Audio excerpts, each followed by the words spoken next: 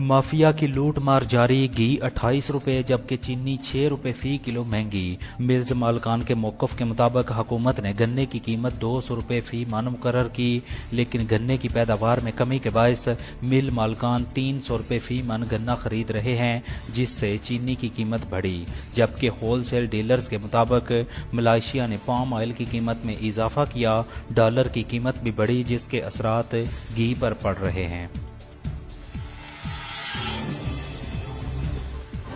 Chief executive officer गैपको चौधरी मोहम्मद अमीन 6 जनवरी को ऑनलाइन कचहरी लगाएंगे।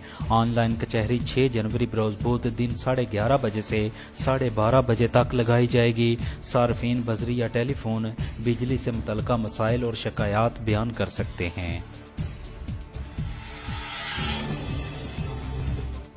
पंजाब की तारीख में पहली बार सरकारी स्कूलों में इब्तदाई तालीम के लिए ई लाइब्रेरी बुक की तकसीम का आगाज़ कर दिया गया। 1175 रुपये कीमत की किताब में हिंसों, रंगों, जानवरों और कौमी परचम की शिनाख्त हो सकेगी। ये किताबें तमाम सरकारी स्कूलों में फ्री तकसीम की जाएंगी।